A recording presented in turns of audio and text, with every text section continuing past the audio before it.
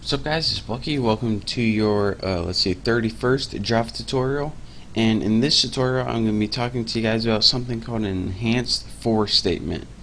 Now in the last couple tutorials I showed you guys how to use a counter controlled for statement to add up all the values in an array or just sum them all together. Well, actually Java made a very easier way to do this, and they named it an enhanced for statement. So let me show you guys how to do it. First thing we need is an array, and I'm going to name mine Bucky as usual. I'm going to use my array initializer and just set it to equal to like 4, 5, 6, 7. There we go. Good enough. Now let's go ahead and we need another variable to hold the sum of the array, and you can name it sum or total, whatever you want. And now let's get the good stuff, the enhanced for statement. Now this is kind of like a for loop, but it's different in a couple ways.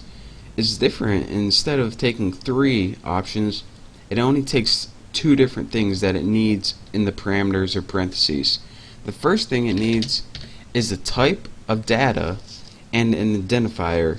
Now this is kind of like a counter variable in your regular for loops, but it's kind of different. This is, of course, the kind of data it takes, no surprise. In the X, what the X is it's going to store the values in the array as it's looping through your array. So the first time it loops through, it's going to store 3, then 4, then 5, then 6, then 7.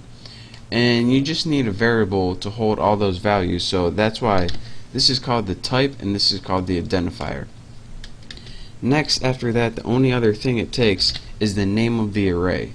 Now, if you're saying, alright, why do I have to name this array? In case you have more than one array in your program, one named Bucky, one named Tunafish, one named Dogwood, it knows what array you're talking about.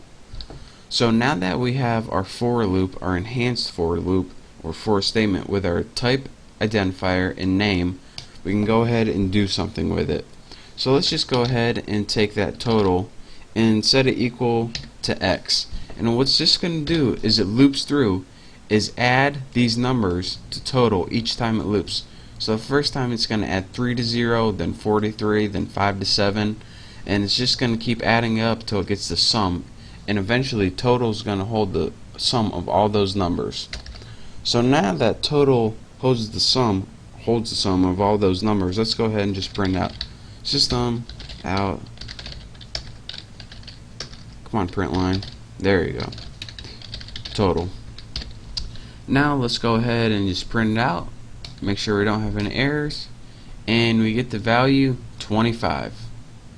So let me show you guys what this did one more time. We went and we made an array called Bucky using an array initializer. We then went and made another variable named total and set it equal to 0, and this would hold the sum of our array. Next, we made this special enhanced for statement. The first argument it takes is the type and identifier, what variable you want to store the array values in.